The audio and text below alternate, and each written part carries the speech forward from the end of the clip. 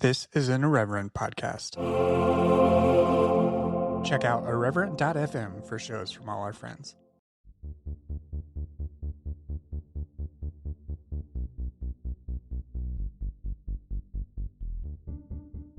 Hello and welcome to Exvangelical, a show exploring the world inside and outside the evangelical subculture. I'm your host, Blake Chastain. My guest this week is Jenny Booth Potter. She is the author of the new book, Doing Nothing is No Longer an Option: One Woman's Journey into Everyday Anti-Racism. This is a wonderful book for anyone who's looking to start the process of educating and improving oneself and committing to a lifelong journey of anti-racism. This is especially helpful for people who are white, and that is the story and the context in which Jenny is sharing her own journey of this particular lifelong work. And I'm excited for you to hear this interview. So we're going to get right to it. As always, I'm going to mention that you can support this show via a subscription to the Post-Evangelical Post, which is my Substack. It is the best way to directly support this show. You can support it for just $5 a month. I'm doing a promotion through the remainder of this month where you can subscribe for $5 a month or $50 a year. You will find links to that promotion right in the show notes so that you can take advantage of that. You can also head on over to postevangelicalpost.com and subscribe for free. That is my newsletter, as well as where I publish all the other resources that I post online, with everybody sort of going in various directions within social media nowadays. That is where I'm going to refer people to find me and my work, at the postevangelicalpost.com. Again, postevangelicalpost.com/support is where you can learn about how to support this show, including access to merch stores and my bookshop.org page, where you can help support the show by buying Jenny's book, as well as all the other wonderful authors who appear on the show. All right, let's get right to it.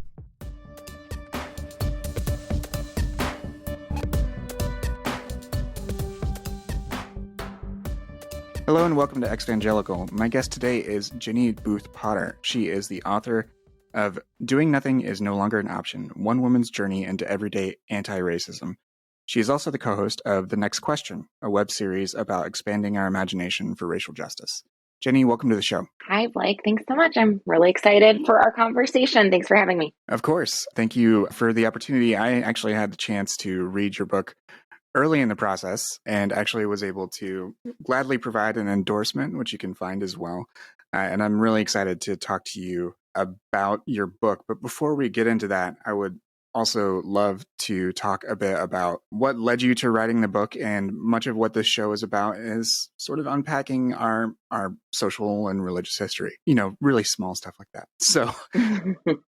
So before we dive into your book, I'd love to hear a little bit about your life and let the listener hear as well. So let's sort of start at the beginning, like we like to do. And what sort of church environment did you grow up in, and what was your sort of first relationship to religion overall? Yeah. It's interesting. I know we'll get to the book, but it's interesting how even thinking back to kind of like my roots in the church, they don't feel disconnected from my roots in like racial justice, understanding, and confusion. but yeah, I grew up. So I was born in 1982, and my parents were really super involved with their local evangelical free church.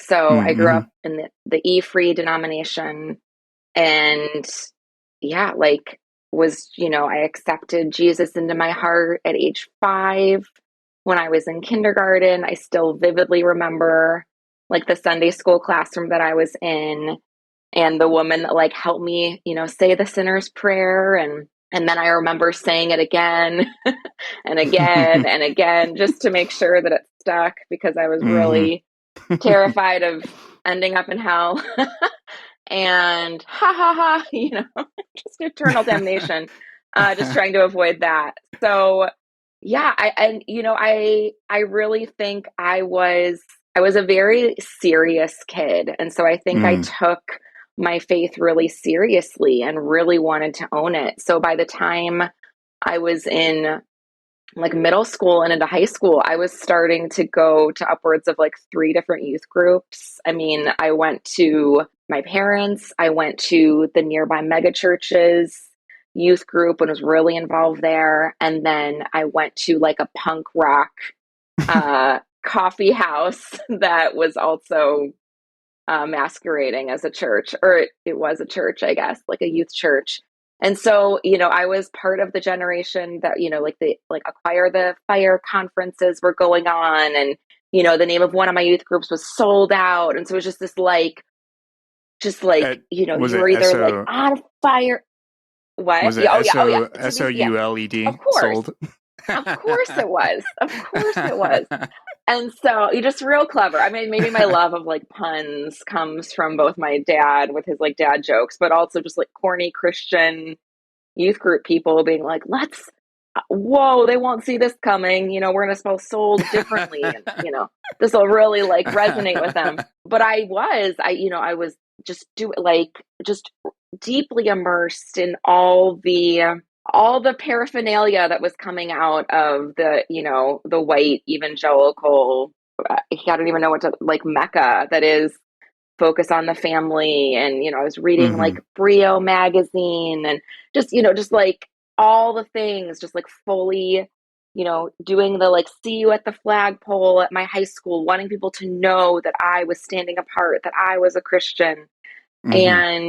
And that really, yeah, that marked me. Like, I think it gave me a lot of purpose, and I think it was an outlet for a lot of the passion that I had, that I really, from a young age, always really wanted to be someone that was making a difference. And I think the container of the church allowed me to feel like I had an outlet for wanting to make a Hmm. difference in the world, for wanting to matter, wanting my life to matter. And so, like, I think any origin story, or, a family of origin story, there's a lot of like deep complexity of feelings as I look back and look to where I am. And there's a mixture of deep anger and remorse at ways that I felt like it wasn't maybe like the healthiest culture to grow up in. And then also I have deep gratitude for where I am today. And so yeah, so it's just, I hold the both and of my roots, of my church roots. And there's so much more to be said for that, because I wasn't just like, you know, sold out and like on fire for Jesus. That really like gravitated towards my career and what I was interested in.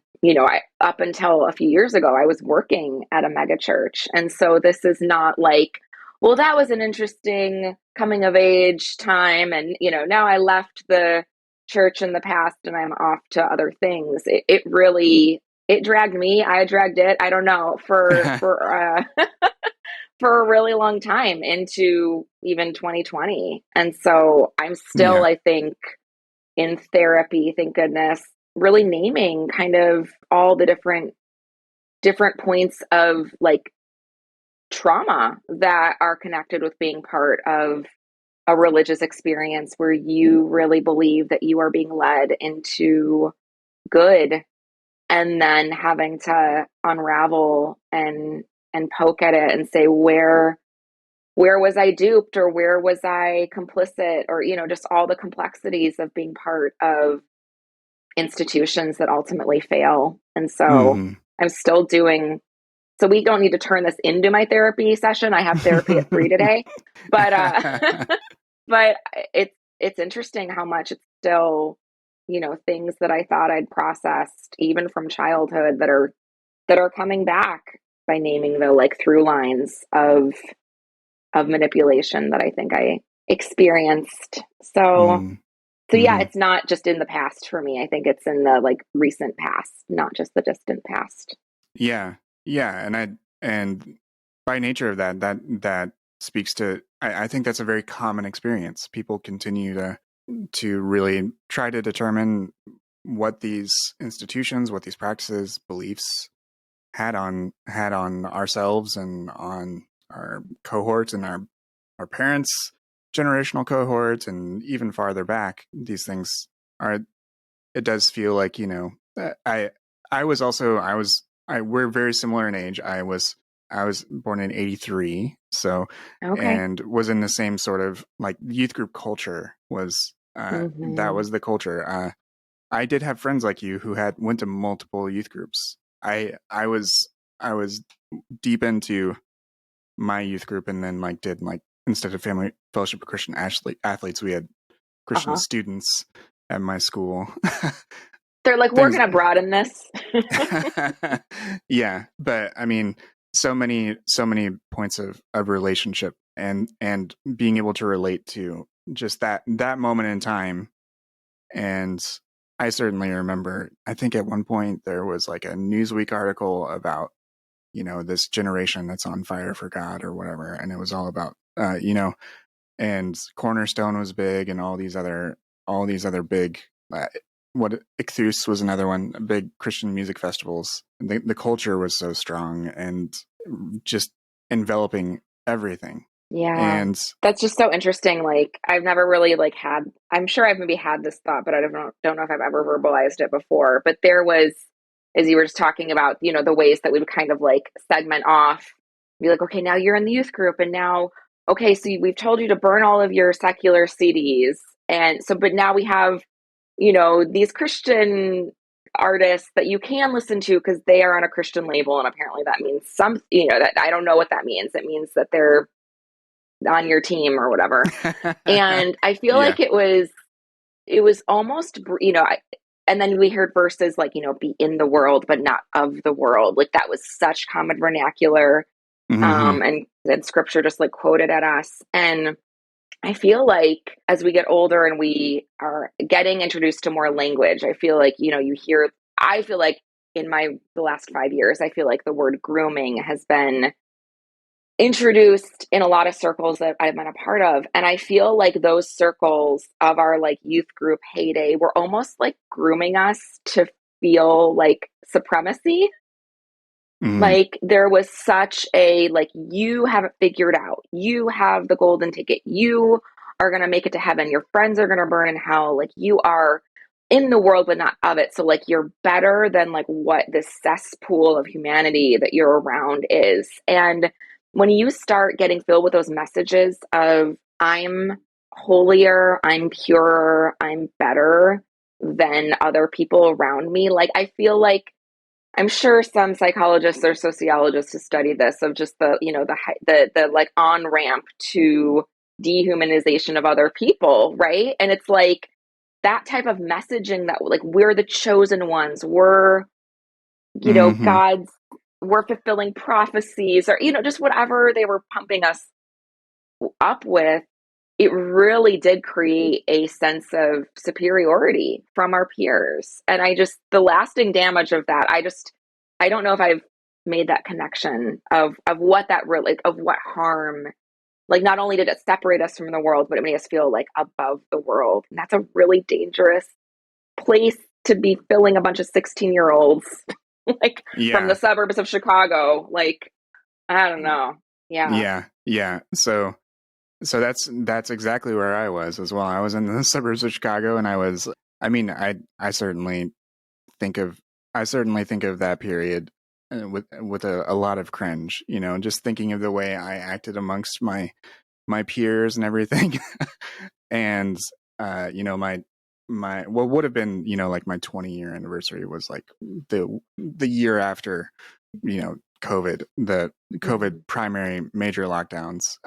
So I don't think we had a 20-year reunion, but I probably would have just gone around and apologized. Mm.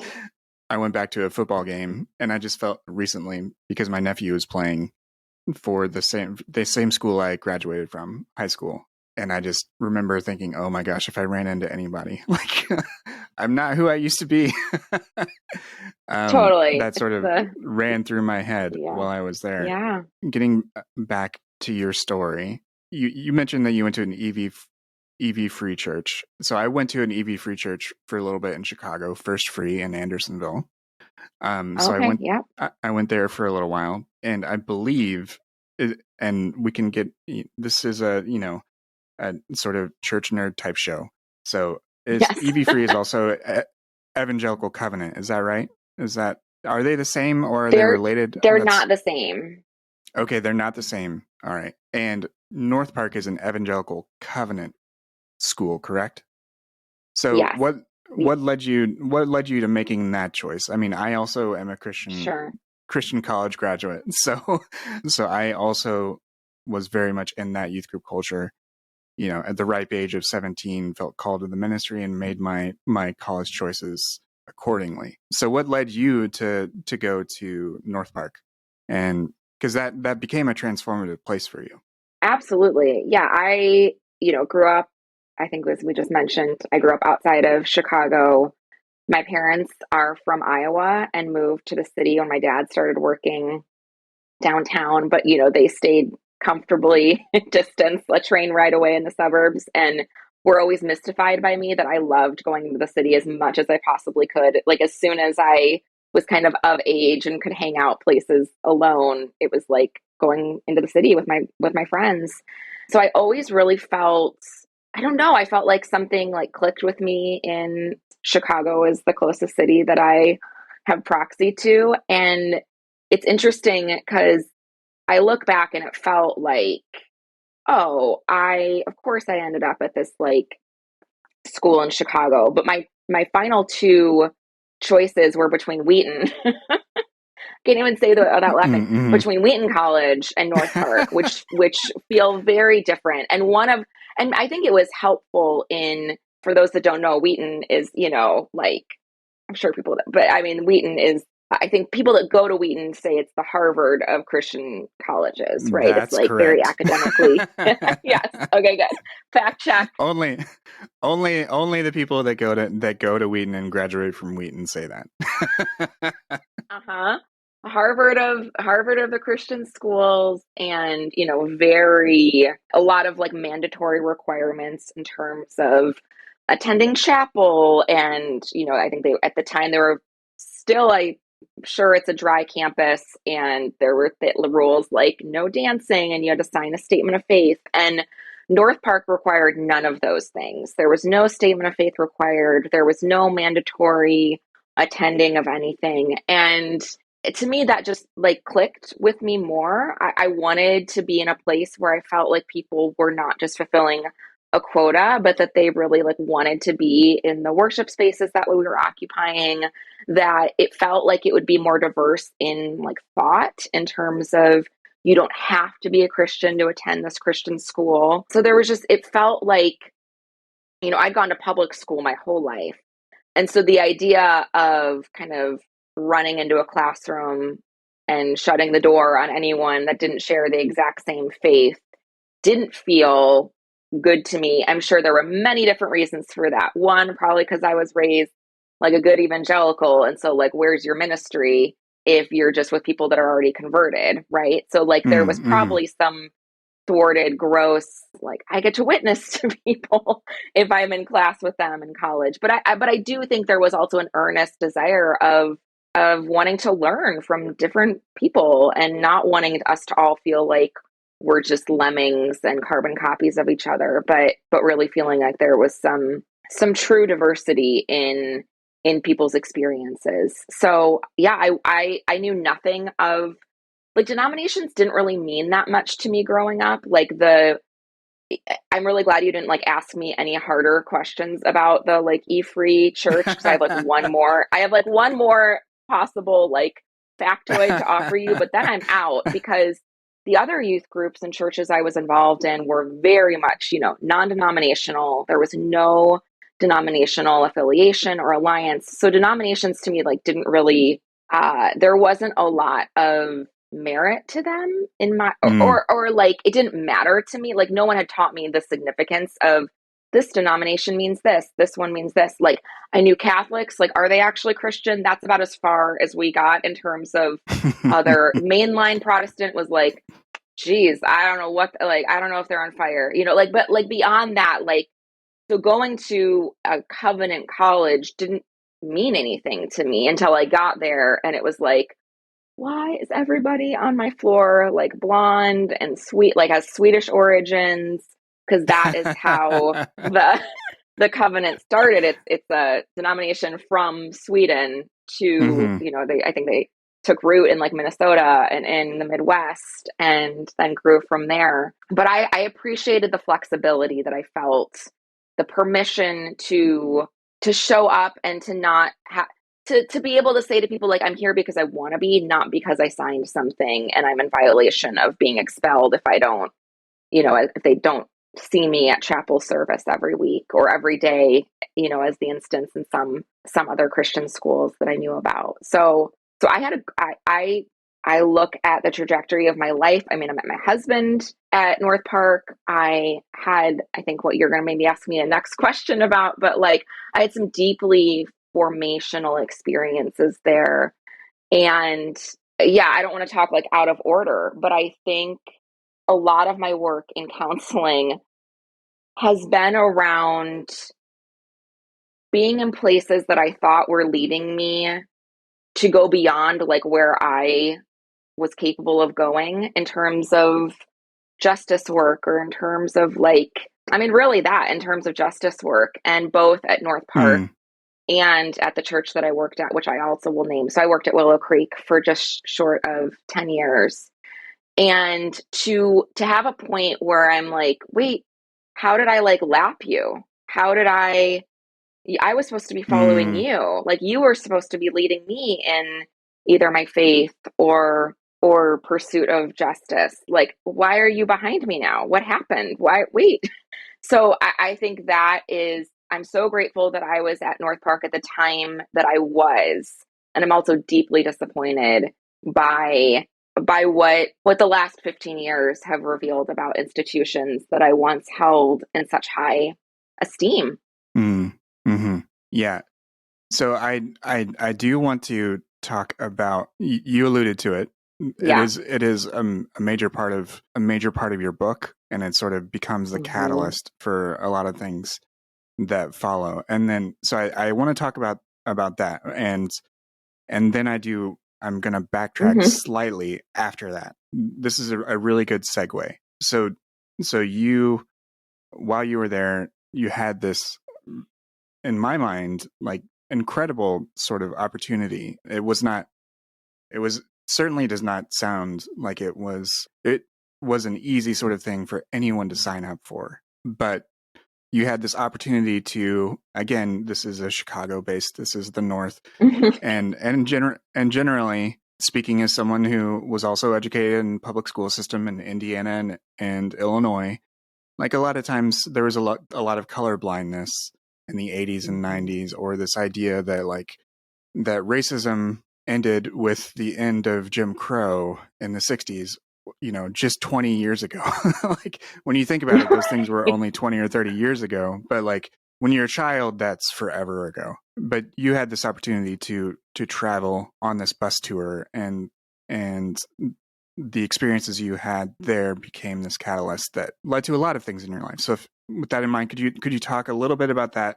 It filters throughout your entire book, but if you could just talk about how that experience spurred you to make this longer term commitment to pursuing justice and understanding anti-racism work. Yeah, I mean, growing up in the church, we love a good conversion story, right? Like that's like That's right. Yes. that's the golden, yeah, that's the I'm not gonna even try to make a sports metaphor. Touchdown. I don't know. Like that's the ball game. I just made two. Look at me. There you go. You did But it. but growing up in the church, I really, I was like, I always looked at people around me who had these like dramatic testimonies of, oh, I was like doing drugs and I was in the gutter, and then like Jesus like took me by the hand and rescued me, and I was like, wow, like what did I have to atone for as a 5-year old when I said the sinner's prayer? Was like, sorry, I, said my brother, I wish he hadn't been born, which is sure, like somewhat hurtful, but I was always envious of these like really dramatic stories. And it's like, it's fair to say that this experience that I went on in college was a dramatic conversion of magnitude, of like it flipped my whole world upside down. It really was the like, I once was blind but now I see. Like I had this experience where through the college they offered a annual bus trip to the South, and it was really hinging on a few things. One was that half the students would be Black and half the students would not be Black. And then you would get assigned a partner. So leading up to the trip, we had like 4 weeks with our beloved Africana Studies professor who really kind of helped bring color and bring a racial awareness to history and history lessons, and so how so often I was taught them, which to your point was very like colorblind, or we're just telling like factual history, and but it was very much the victor's history, right? It was very much told Yeah. from history is told from the side of those who won the wars, who got to then be in charge, who got to maintain leadership and power. And so I was learning about history in a way that was really filling in a lot of gaps from the way that I had been taught it, where to your point, yeah, it was like, man, I'm so grateful for Martin Luther King because that sounded really terrible, and missing out the part that, like, remember he was assassinated by some, like, he was murdered, and he was one of many people that was murdered, and these things are ongoing. And so I'm learning like actual broad American history and world history in these classes. And then leading up to the trip, my partner, her name is Katrina. We would meet a few times before we went on this trip and hear more of her like personal history, her personal narrative. And she grew up actually not far from you, but we grew up like probably 45 minutes away from each other. And so I thought, like, wow, we have all these things in common. And as we started talking, just like that, like facade quickly went away as we started talking about stories of racism and discrimination and lessons that she was taught from her family. And so I, yeah, I think it started eroding a lot of this, like, we're all the same, kumbaya, we all bleed red, like, just kind of like Jesus loves us, yes, he does, Hmm. red and yellow, black and white, they were precious in his sight. Like a lot of those things were being chipped away at by just even like these conversations. And then it was like a deeply immersive bus experience where we traveled for 3 days to different civil rights sites. We went and actually saw the hotel where Martin Luther King Jr. was assassinated. We went to a working plantation where we heard from our white tour guides how these were where the good slave owners lived. And so the slaves that were the people here that were enslaved were actually treated to a very good life compared to other people that were owned by other humans. And we went to a lynching museum where we walked in, and there was a map of the United States and all the recorded lynchings that they had access to. And they did not stop in 1968 like I expected them to or had been taught. They went into the 70s and 80s and 90s, and the trip took place in the early 2000s. So, like, and it was not just like, oh, anything south of the Mason-Dixon line is where this, like just all these things that I'd been taught. Like, this was in the past. This was a Southern problem. You had nothing to do with it. We don't even see color. Like, all these messages that I'd been taught, very like, no one sat down with me and had these types of conversations, but it was in the ethos of everything that I was digesting, from my church culture to my family culture to how, even public schools were teaching things. And so I had this moment where we were leaving the lynching museum, and we got back on the bus, and on the bus they had a microphone at the front, so you could be processing kind of more privately, like with your partner, or you could come up to the bus and process more publicly. And so, like, white student after white student was basically getting up to the microphone and saying, like, I'm sorry that this happened, but like, I wasn't there. Or, the Holocaust happened too. Or, my grandparents were in Sweden, so I don't know why I have to be held accountable for ancestral damage that wasn't even, like, my ancestors doing. And then you'd have like black person after black person basically going up and saying, like, can you just please see the pain that we've like faced as a people, that we're holding now? And it was this like kind of like just back and forth of one person like reaching out and the other person like kind of turning their back, Like that's kind of like the visual that comes to mind. And I just something about that dynamic, like really, I was able to like see it for what it was, I think, in real time. And then my partner just was like, Jenny, go up there and say something.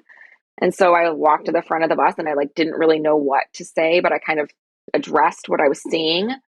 And there was like a round of applause from the Black students on the bus. And like that like broke me. Like I just started crying, and it just felt this enormous wave of grace, of this like concept of I'm getting something that I don't deserve in this moment. I'm getting an embrace when I could have like a cold shoulder turned towards me.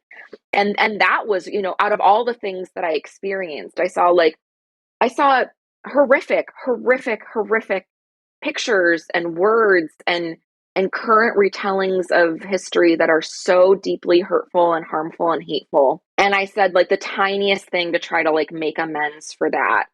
And I was received in a way that I didn't deserve. Mm. And in that moment I said the words like, I can't fix the pain of the past, and I can't fix the pain like that I'm seeing here, but I can work for the rest of my life to see it and to like be in the pain with you. And then I said what ultimately became the title of my book, which is Doing Nothing is No Longer an Option for Me. Like it was this like call to I need to something needs to change. And the name of the trip that I went on is it's called Sankofa, which is a Swahili word which means looking back in order to move forward. And that really became kind of my rally cry. I was clinging to these words of doing nothing is no longer an option, but it really was like I need to look back at my life and at like a broader history in order to move forward so that I'm not just repeating the same mistakes that we've seen throughout time. And so that was kind of, yeah, that was the catalytic to, two paths are in front of me and which one am I going to take kind of moment. And yeah, it changed. I mean, literally that moment changed my life and changed the trajectory of my future and what I wanted to make sure that I stood for the forever. Yeah, thank you for sharing that. And I mean, I'm very thankful that you shared those moments in your book as well. And where I want to backtrack just a small bit within the narrative of the book that also ties into that moment the way you described it is you actually start your book talking about white guilt. And that's where most white people start. That's sort of and I think that was such a wise decision to start there, because to ignore the existence of white guilt empowers it. But by starting there, I think you, in the same way that Katrina gave you permission to share, Katrina being your travel partner on this trip, gave you permission to share. I think by you starting talking about your own guilt, about the existence of white guilt, you're empowering fellow white people who have good intentions to do the same thing. And I think within, just to talk a little bit again about how you just described that experience, like the white guilt response is, I wasn't there. I wasn't there. My ancestors weren't there. This wasn't my direct fault. And being defensive. And then like, I mean, there's entire media ecosystems built around coddling that. Like, Yeah, totally. and the fact that you confront it and address it is in and of itself a powerful thing. So, and I'm curious, like between that moment when you were an undergraduate and now, I mean, that's well over 10 years. This was not something you took lightly. It was not like a mountaintop moment. I'm sure it felt like a mountaintop moment, but then it turned into continuous work. So what led to that choice to start there? And why was it so important to start with your own book and your own story around white guilt and what, this sort of noxious type of thing that and, it makes makes white people squirm. I'm a little fidgety Yeah. right now, even talking about it. Are you feeling guilty, Blake? I mean, I've always got a Maybe. reason to feel guilty. Right. Gosh. Oh goodness. There's so much. I mean, like, yeah, there's so much meat to what you're even offering up. And so I'm just trying to figure out the most concise way to get to the heart of what you're saying. And I think part of it is, oh I mean, gosh. if I can actually quote, I think a part of your book that while I know that, that was a large framing of a question as far as, talking about white guilt. That's a big topic in and of itself. But I think one of the passages in which you get to the heart of it is, do you mind if I quote from your book? And No, please. That's great. okay. You write, I'm not suggesting we let facing one's privilege and supremacy be easy. However, when we leave people with only the concept of I am racist, but with no possibility of change, period, they're cut off from movement, transformation, and growth. We're relying on the tool of shame when we instead expose the truth and move to the reality of I am racist and there are things I can do to challenge that. It gives us somewhere to go. There can and should be deep feelings of sadness, grief, and yes, guilt. But the end goal is movement away from those racist thoughts and repeated and unchecked actions, not the sinking feeling that there is no way out. Within the text, you nailed it again. But I think that's the way you respond to that within the text itself. As far as like writer to writer, and thinking about the process, I am curious about what led you to start there. Yeah. Yeah. And that, that being the place from which the rest of the story, your story of pursuing anti-racism long term, how that unfolds from that starting point. Yeah, no, thank you for reading that. And I mean, yes, thinking through the writing process, I well, even let me back up, like what I was even just saying about Sankofa, right? This idea that the whole concept is looking back in order to move forward.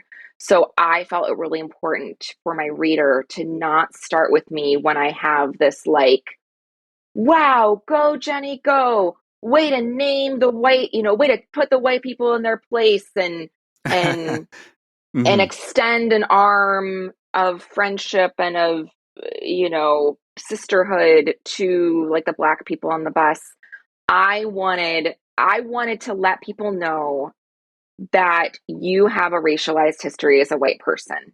And it is important to name those things because when I'm being interviewed to go on this trip and they ask me why I want to go, none of those memories were consciously swirling around in my head. None of the memories that I have and I kind of go through the first racialized memories I have in chapter 1 in the the like from the gate. I'm letting my reader into the secret that like, guess what, I have a racialized past and I am a racist and I haven't just like violently been complicit, but I have actually acted in racist ways. And so I wanted to model that we don't hold up white people in this work to ooh and ah at them. If you're doing that, to think that there's like white people that could be exempt from the cancer of racism in our society. I wanted to hold up, look at the ways that I have like completely engaged both in that was confusing, that was a confusing moment and I didn't have language to like push back or fight back, all the way to I tell a story of, following two Black women in a store that I was working at. And I think it's really important to name the mistakes in this work because it is not like, oh, what happens if I make a mistake as a white person in pursuing racial justice? It's like, oh no, honey, like not, you've already made mistakes. And the quicker that you can like let those go, not because they didn't create harm, but because like you holding on to them so tightly is like not freeing you up to hold space for actual work that could maybe bring healing to communities and to people outside yourself. So I wanted mistakes like to be woven into the story because that's what being in the work long enough, that is what I see white people being so terrified of the most. They're not terrified of racism continuing. They're terrified that someone's going to call them out as racist or call them out as someone who is like not a good person or who has hurt other people. And that's what we see in that response. Like I think white people want to hold on to a singular. I think most people do. We don't do well with nuance. We don't do well with complexity. So you're telling me that I have to hold in one hand the fact that like I am a racist, but on the other hand, I also am a good person. Yeah. Well, how do I possibly hold those both at the same time? So I must have to drop that I'm a racist in order to like hold tightly to this concept that like, no, I'm a good person with good intentions. And what I am offering and trying to help people understand is you actually can hold both those things, right? Like the fact, say, like my ancestors weren't here, if might be right. Like, sure, their ancestors weren't here. I don't know very many people who are in this work that are trying to hold people accountable for like things that weren't done. But I think what we're those of us in this work are trying to do is say the impact of your ancestors is harmfully impacting people alive today. So they're not here to atone for the past, but you are to try to, but you can't be doing that if all you're trying to do is say, I'm a good person, don't make me anything but a good person. Like when that becomes the thing you're ultimately centering in the conversation, anything that attacks that has to like, you have to like thwart away. And I think it's so important for white people in particular to say, being impacted by the cancer of racism does not ultimately like cast me out as, it just means that I have to name it in order to like see it and heal it and face it. But the like, no one is like, I think once you're in these conversations long enough, you do start to like hear it over and over again where you're like, this isn't like you talking. This is like somewhere along the line, like it's part of being part of like a larger system and it's belonging to a racialized society. And I don't know if what I'm saying is making sense, but like it's bigger than just am I a racist? It's bigger than that for white people. And we have to get beyond that and not have that be hanging us up. And we have to get to a point where we recognize this is going to happen. Like I probably made like a mistake yesterday, but like that doesn't, but my commitment to racial justice needs to be bigger than my commitment to protecting my ego and saying that there's nothing that I could continue to work on and that, my good intentions maybe aren't the only thing at play here. Right. But yeah, there's deep roots to that. There's deep roots to we've only like, I think it's helpful for people to think about racism more like a spectrum and to figure out where on the racist spectrum you have been at. Because I think, when we have like, years like 2020 and we have, headlines, a lot of white people take comfort in the like, I would never shoot an unarmed Black person. Oh, I would never call the cops on a Black family just enjoying their barbecue. And we think as long as we're not like on the more extreme spectrum, like we're kind of okay. So when people are calling us out for being on the like maybe less overtly capital R racist, actions or ignorance or anything, I think that's where a lot of the defensiveness comes. And a lot of the like, don't make me feel guilty because I'm not as bad as those other people. And there's a lot of deflection, I think, that occurs in order to not get into touch with the feelings of guilt and the appropriate feelings of guilt. And I don't mean like the individualistic guilt that we use to sometimes try to like, manipulate people into behavior, but like the sitting in the like society, in the guilt of just like humanity. Like, I don't know. It's, right. but you can't stay there forever. Yeah. There's what you're saying reminds me of this one part of Robert Jones's book White Too Long, which is a similar is a similar book in that it's sort of a personal reckoning with white supremacy and racism and Christianity in particular.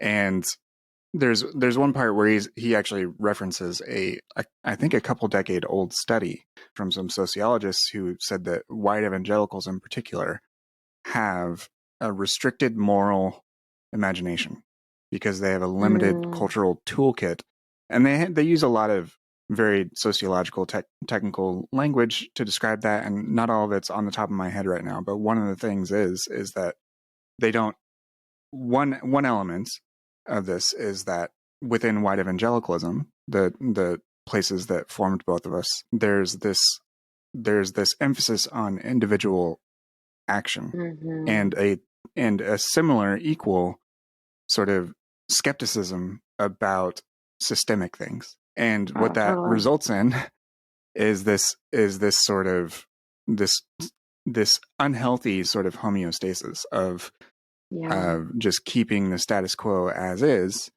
and then as a result, the status quo being white supremacy in these spaces, whether it's overt or implicit or subtle, whatever it is.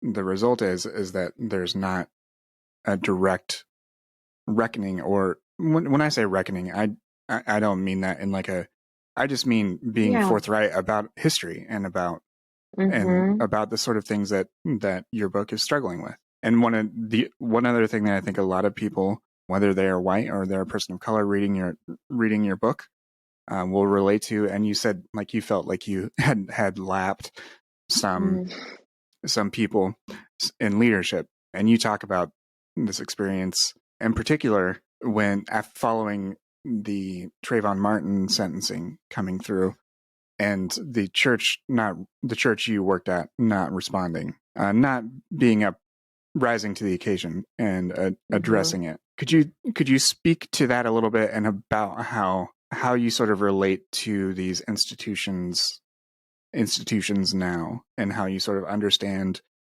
their role either in your life or sort of in society when they lack the capacity or the interest to have the same sort of sustained effort to address these things within their own practices. Yeah.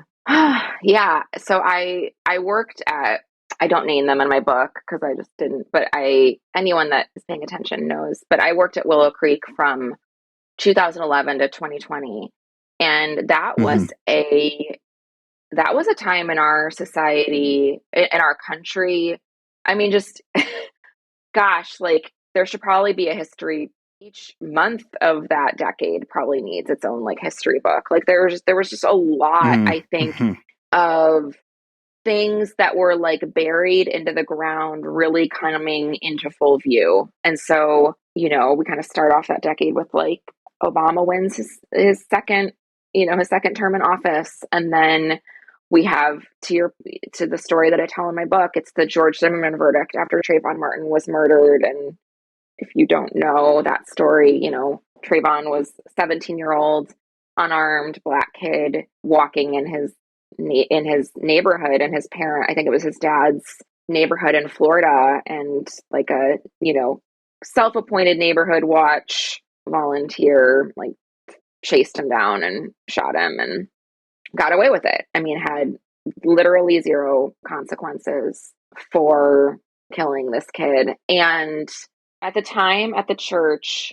we were kind of still off the heels of like racial reconciliation. Like that was really so the church was kind of moving away. And I think this speaks beyond Willow, but at Willow in particular, we were moving from like, we don't talk about this, we don't see color, by even naming that I noticed that you're Black automatically means I'm a racist. So like the best thing is just to say we're all one under, we're all the same basically. And weaponizing that in Galatians, there's neither Hebrew nor Greek. Yes. Thank you. Yes. Yes. Oh man. Yes. Totally. Like, so if you bring it up, then you're the racist or you're the one that wants to cause disunity in the body of Christ. Yes, so much, Hmm. so much of that. But it really felt like, I was working at the church and my day job was like helping put on the weekend services. But I was also part of this, we were called the Multicultural Training Team. And that was under the leadership of Austin Channing Brown, who I actually write about in my book because I met her on the Sankofa trip. We went to the same college, and that's really where our friendship began. And then we were kind of reunited at Willow. I think she started working there 2012, and I believe the Zimmerman verdict was 2013. And so, like, we were working with in different departments, putting on trainings, trying to help people understand that, like, hey, the fact that you stereotype so consistently is actually part of being part of belonging to a larger society, right? It's not just all up to you, individual person, for just being inherently prejudiced and, wanting to stereotype these ways. Like, you've been influenced by belonging to a racist society. And so we were doing we were having all this like movement kind of behind the scenes and taking staff through these trainings and experiences, and it felt like, wow, like there was like breakthroughs and aha moments and people kind of recognizing their own implicit and overt racism. And we got up to the weeks, after Trayvon Martin's murder. I think that really shook a lot of white people up.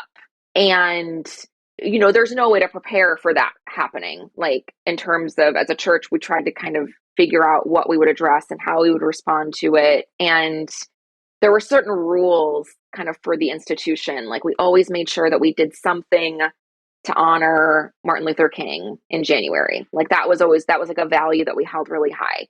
We really tried to make sure we did something for February and Black History Month.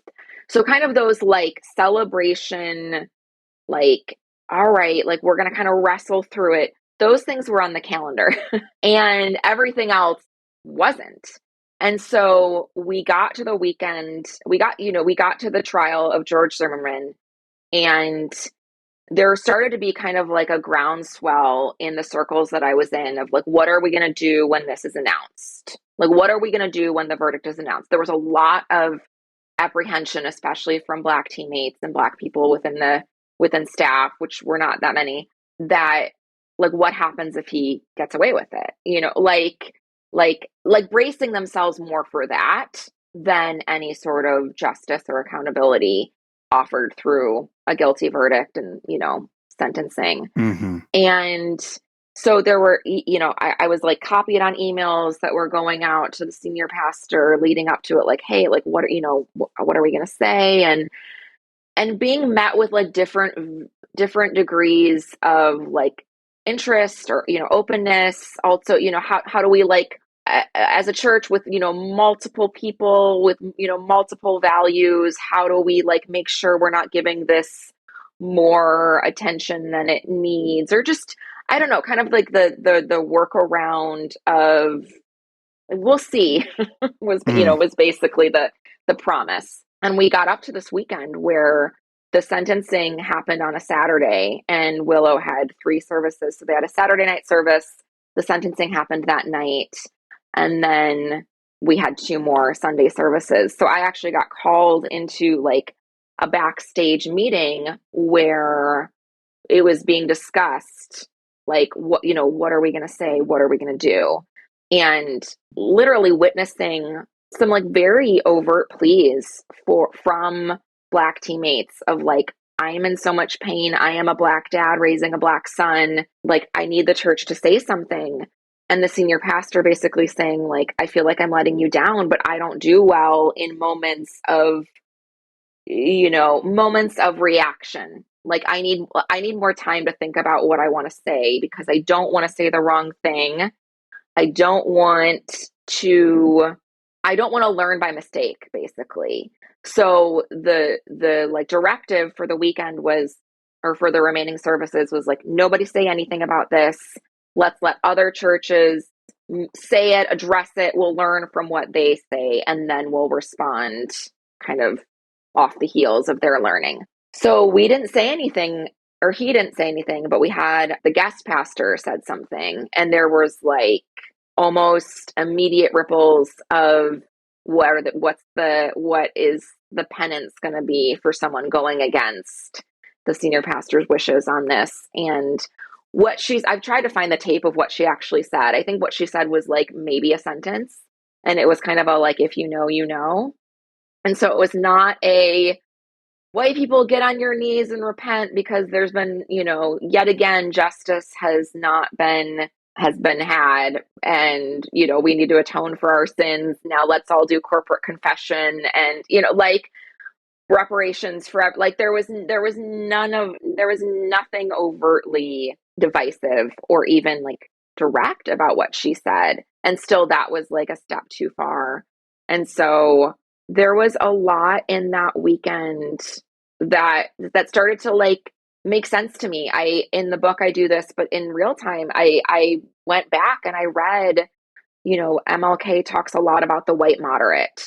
Like that's a recurring people group that he comes back to. And I recognized that I was really being led by white moderates, by white people who said, I see what's happening and I care about it, but also the timeline really matters, right? But also we want to take as many people with us as possible. So how do we do this in a way that it's invitational and that, isn't too like hard hitting, and just all these like what felt like at one time felt like wisdom in like an instant switched to, oh, like you have a limit, you have a timeline to justice, and it's according to your comfort level. It's not according to the pleas of the Black people that were surrounding you saying, please see my pain. It was on your timetable of, if I say this thing, then X donor might not like it and he's out or they're out. And so I think that like the timeline and the sense of urgency that people have is really important to pay attention to.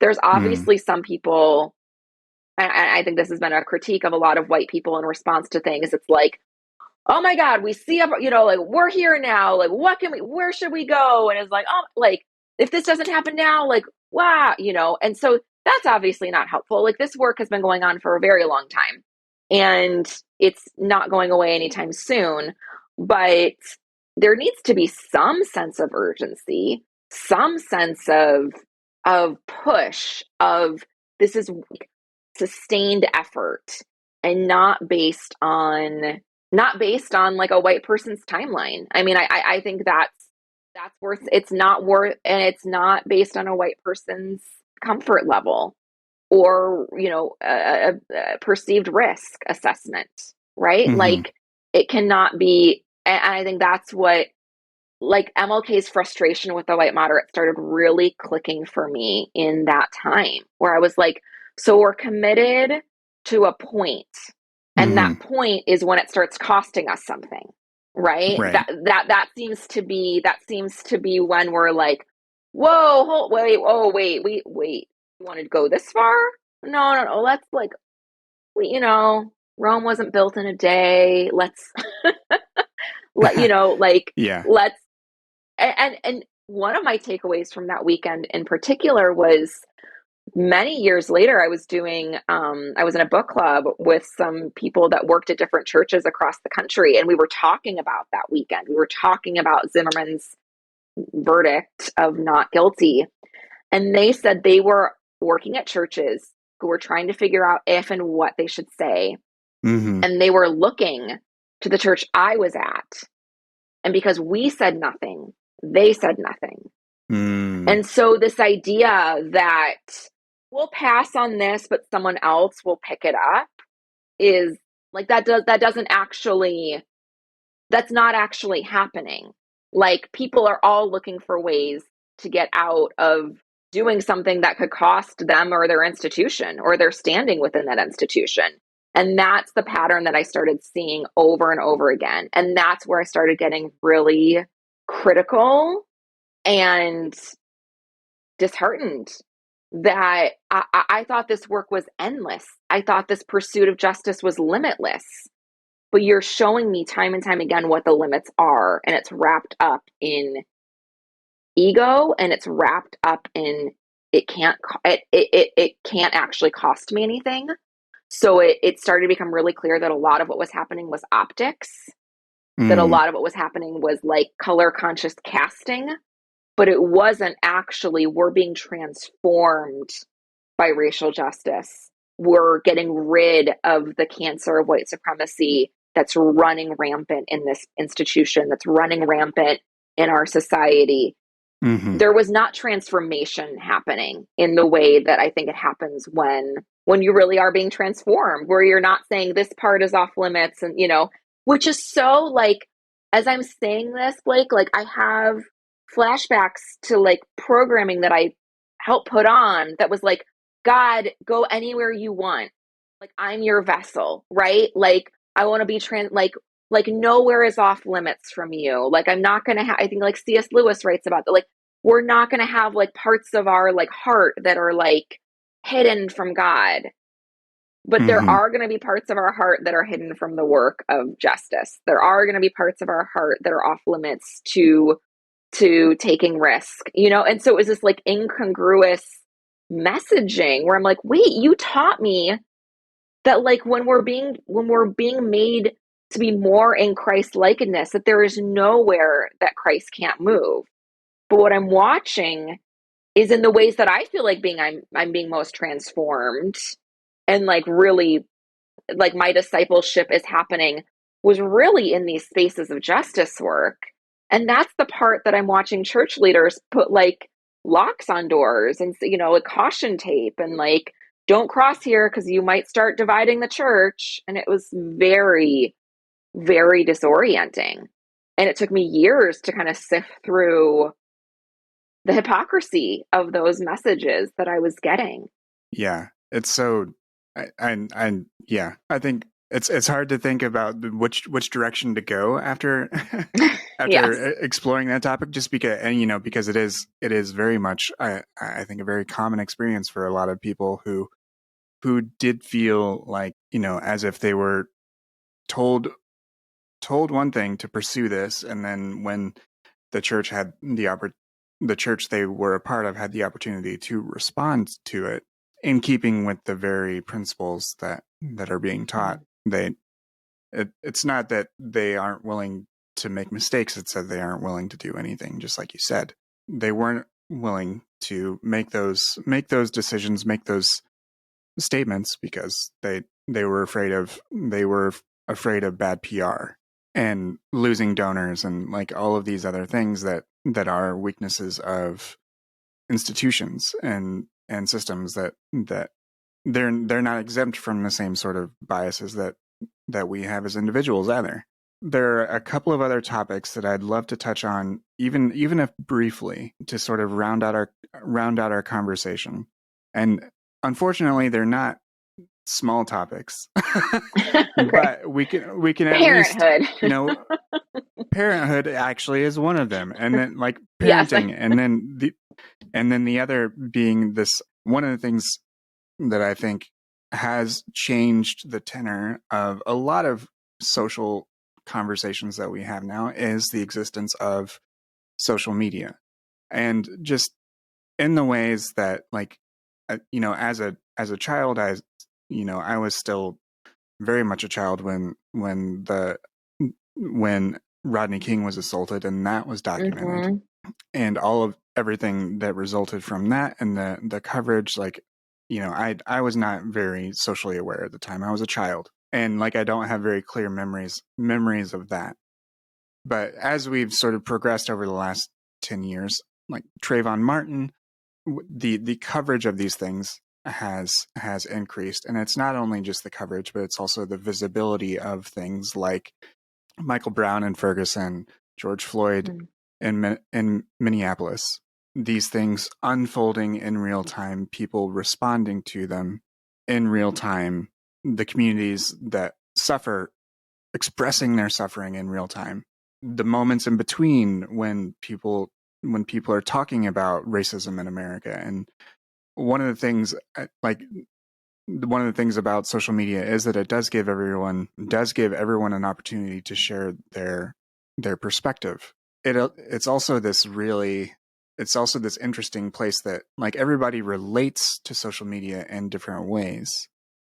Some people may just be posters who are shit posting, you know, Mhm. and like and making posts. And some people are super sincere and talking about Mhm. their experience and everything in between those two extremes. So social media. The reason why I wanted to ask you about how you approach it is because I do think it is sort of social media has become the place where we learn about tragedies. Then we also process them some oftentimes in public. Then by observing other people, a lot of times that can complicate our own emotional processing. Sometimes that's good. Sometimes, you know, if sometimes that's good because you see you get a more insight into how other people are processing something. But sometimes if you're extremely online, then it becomes, speaking for myself, a lot of times I will take on other people's emotions or internalize them, and that means that it takes longer for me to process my Mm. my own response or that sort of Yeah. thing. And then there's all of these ways in which some people may consider anti-racist type education that happens online as performative, you know, and write it Mm. off. Again, that's another example of Mm. a way to respond to this sort of stuff. And that Mhm. makes, and with all that being said, it being sort of part and parcel of talking about books, sharing your life, it's become part of our society.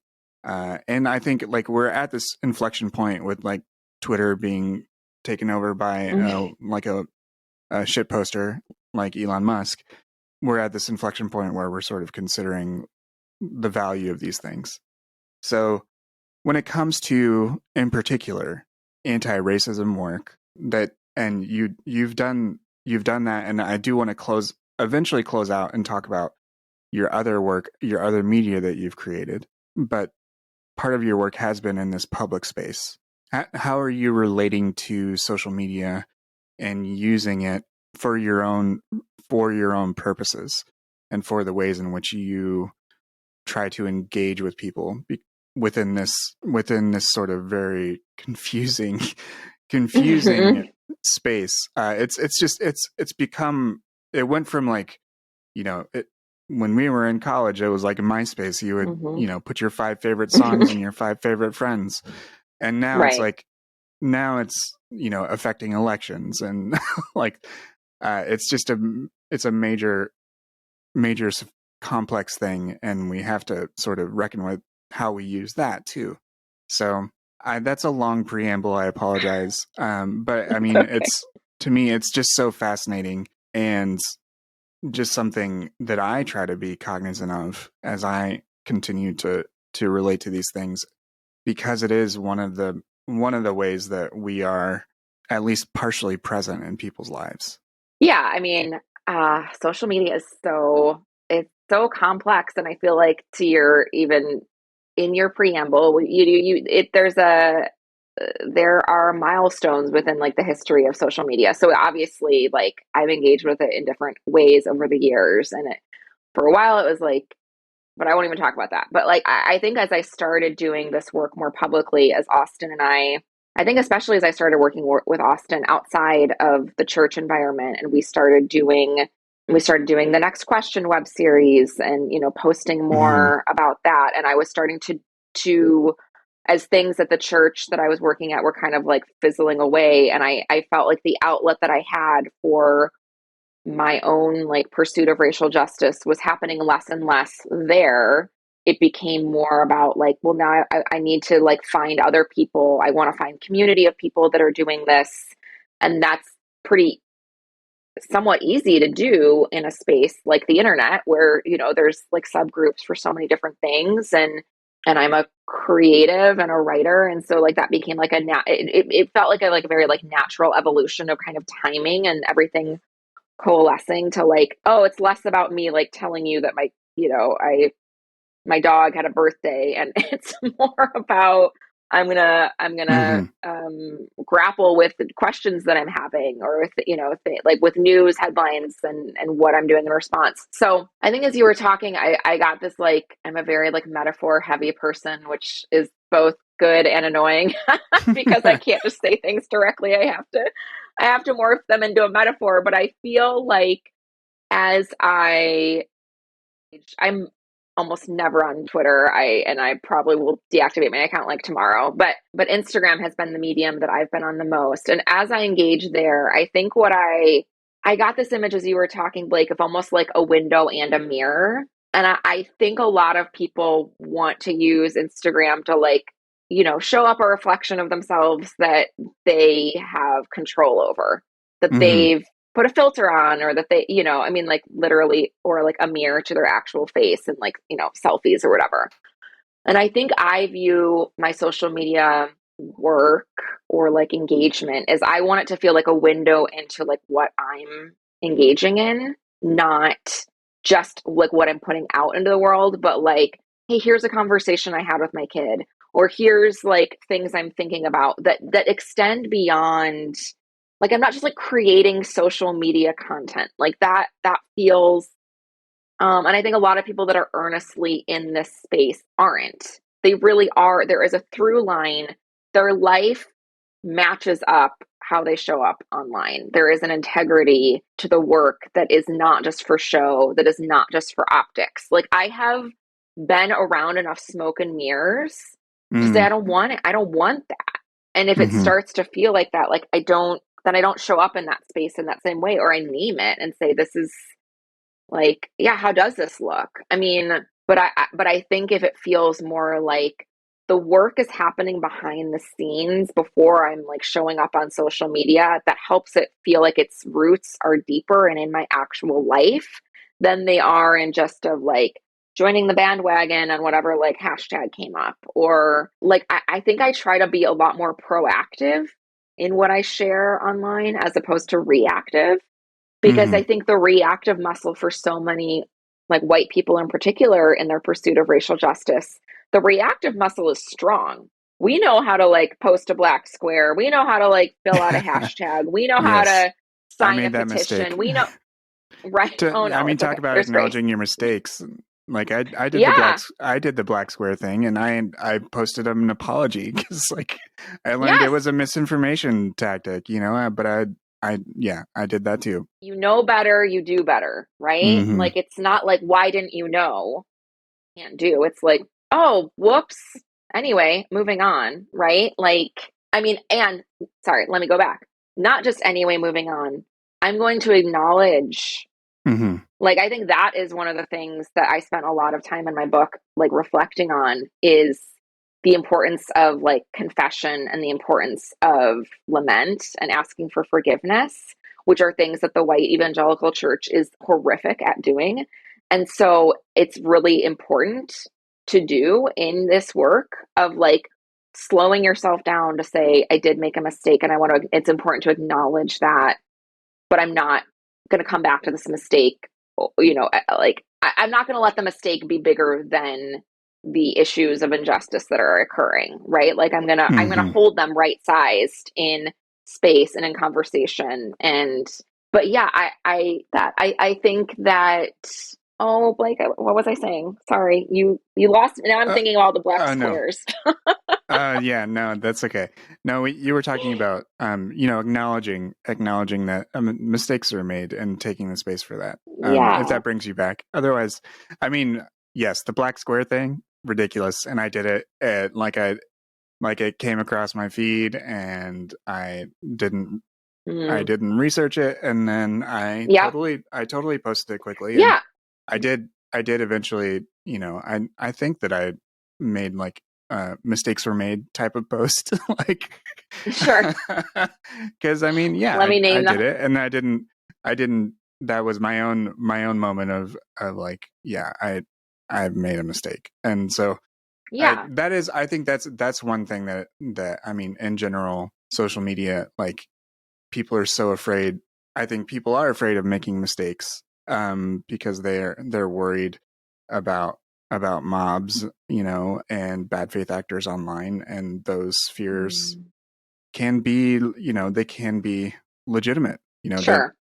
those things can happen. I think I'm hopeful that like there will be some sort of there will develop a capacity for people to expect a level, expect people to continue to expect pushback online. Yeah. Online can Yeah. be, but at the same time, I wonder if like our own sort of the sort of emotions that we bring to social media will continue to sort of mature. I'm not saying that Yeah. in like a condescending way. I mean, I Yeah. have related to and made those mistakes and changed my relationship many times over, to not just because it is public. That is the one thing Yeah.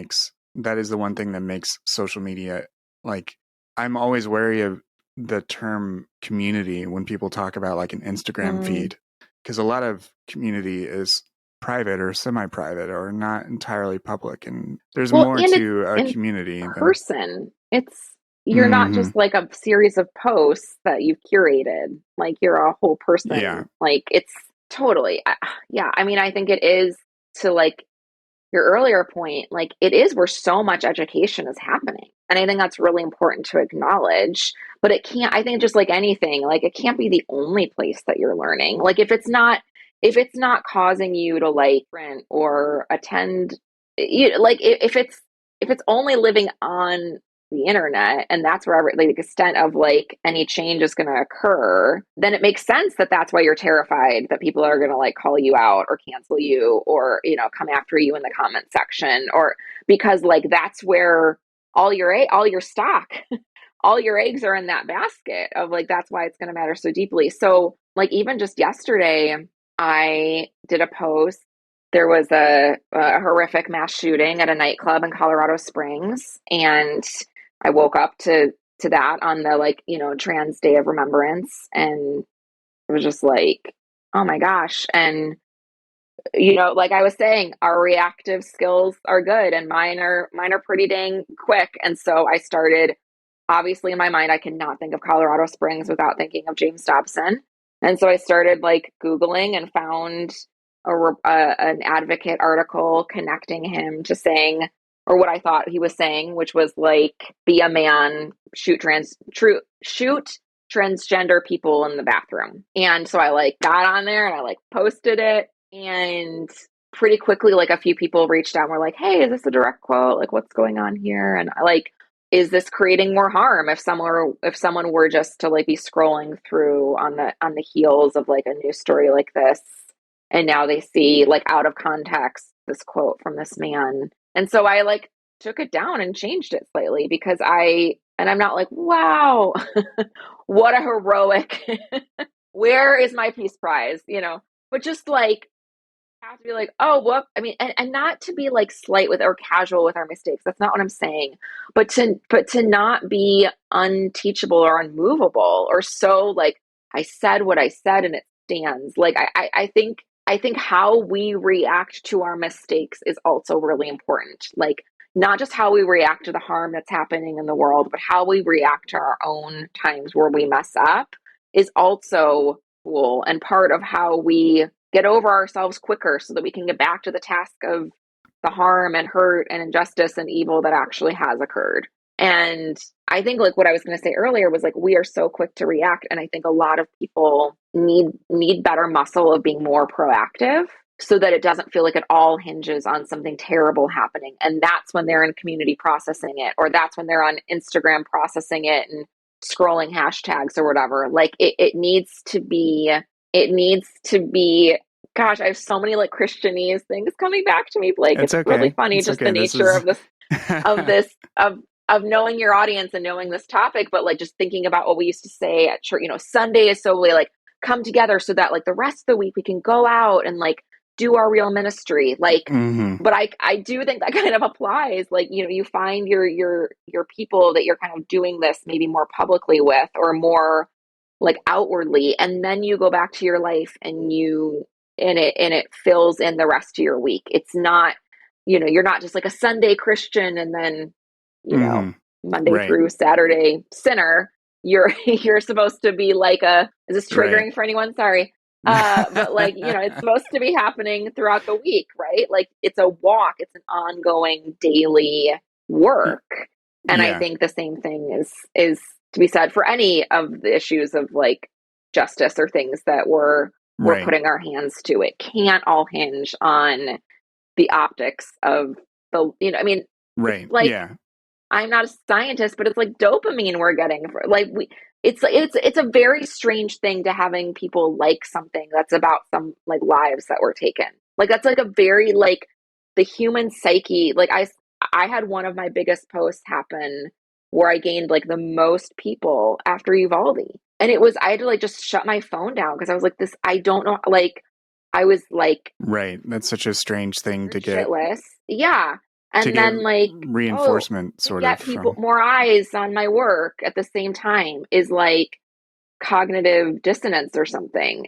And I think a lot of people it starts like when the crowds are liking them, they start giving, like it becomes more important than the actual reason that they maybe started sharing some of this work online in the first place. And so I think it is that balance and that's why it can't just be happening on social media, but it is it's a plethora of things that it evokes in us. It's just humans that want recognition and want to be liked and want to feel part of like connected to something bigger than ourselves. It's this Yeah. like perfect storm, right? Of Definitely. Definitely. And I mean, it is definitely, it's such a, it's an ongoing thing. Like this is one conversation. It's, one attempt to sort of explore how two people relate to this. It's not necessarily, I feel like throwing conditions on, on this, like, right. which is sort of an over explaining, I don't know, tendency that I can certainly have at times. um, That's okay. but nonetheless, like it is part of life, and so I'm glad to hear your perspective on it. Yeah, thanks. We I That's helpful to even how often do we get asked to talk about that? Like I think it's just if you're a creative on Instagram, it's just like how do you get more people to look at your work? And Yeah, but to do it yeah, with integrity is something that I think is worth really processing and worth naming the right, complexity of it. yeah, yeah. So I appreciate that space. Thank you. Oh, of course, and thank you for exploring it with me. I actually want to. I'm going to actually refer folks to the book. Go get the book to explore what Ginny has to say about how anti-racism figures into parenting and what that means to how you communicate with your kids and how you continue to address these things in your own life in order to talk to your kids about these issues. That there's a lot of really good stuff in the book about that. But to close out, I'd love for you to mention some of the other work that you've done. You've mentioned your working relationship, as well as your friendship with Austin Channing Brown. Where can people find the next question web series that Mm-hmm. you did? Are there any other sort of things that you want to mention as resources or other things that you have done or that you've done with Austin or other partners? Yeah. Yeah. So, yeah, the next question was a Kickstarter web series that we created where we got to, like, pinch me when I say this, but we got to sit down with the likes of Nicole Hannah Jones and Brene Brown and Andre Henry and Charlene Carruthers and Maya Shenwar and Rachel Cargill and Jasmine Guillory. I think that's the extent of everyone that was on because I started naming and then I just didn't stop, and so I couldn't exclude anyone from that list, but had really tried to go beyond kind of like the 101 level conversations that we often have when we have these brilliant thinkers and activists and authors and journalists of our times. And so you can find those episodes at tnqshow.com and they'll send you to, I think they're both on YouTube and Vimeo, depending on how you prefer to watch. And then, right now I just launched my book, Doing Nothing is No Longer an Option. It's been out into the world 1 month ago tomorrow. It just released 4 weeks ago. And then I'm actually working with Austin on helping her launch her young readers version of her book, I'm Still Here. So that actually comes out in April of 2023. And so if you have, I really appreciated even the way, Blake, that you talked about the parenting section of my book, because I really tried to make it broad enough that even if you don't have kids, there's only maybe half of a chapter that doesn't apply to you. That is very direct. Mm-hmm. If your kid's in kindergarten, here's kind of what to say. But I think so much of this work in any evolution or ongoing work, we have to be, there's vernacular around kind of, reparenting ourselves, right? We can't say that the parenting experience is over just because we're adults. We're still processing how we were parented and how we were raised. And I try to do that for people in my book of saying hey, the things that you might be talking about your kids or that might be age appropriate for them are also actual messages that you might need to hear as well. It doesn't go out of style just because you're over the age of 12 now. And I think in some ways that's kind of what Austin's book is doing as well. Is I know she's taking her readers to to stories of her being younger and really processing the things that she loves about being a Black girl in our country and the things that are really painful. And so I think it's going to be, she just sent me an early copy, so I've just started reading it. And I think it's going to be a gift to people, no matter how old they are. So I would love to plug that for her. And if you haven't read her first book, I would obviously start there. I'm Still Here, Black Dignity in a World Made for Whiteness. And you will notice in one of the first chapters, she actually shares the story of meeting me and of where my book title came from. So her creative partnership, her friendship has definitely been an encouragement to me of being a white woman in this work, a role that I don't take lightly, and a road that I'm trying to really make sure that I'm occupying the space that is intended for me. So yeah, I think the audiobook of my book comes out soon. So if you're an audiobook person, I'll be posting about that. But I'm on Instagram at Jenny B. Potter. Yeah, I think that's awesome. That's mostly it. Those are a lot of things, I guess. Yeah. Thank you. Thank you very much, Jenny, for joining me today, talking about your book. I think it's a great resource for folks for white folks like us who have to do this work. And in the same way that someone gave you permission, you are extending that very same permission to folks who need it, that might be the impetus they need to address these things. And that's a very valuable, very vulnerable as well place to occupy. So you will find the links to purchase Jenny's book in the show notes. Thank you very much, Jenny, for joining me today. Yeah, thanks so much, Blake. I really am grateful for you and for this time together.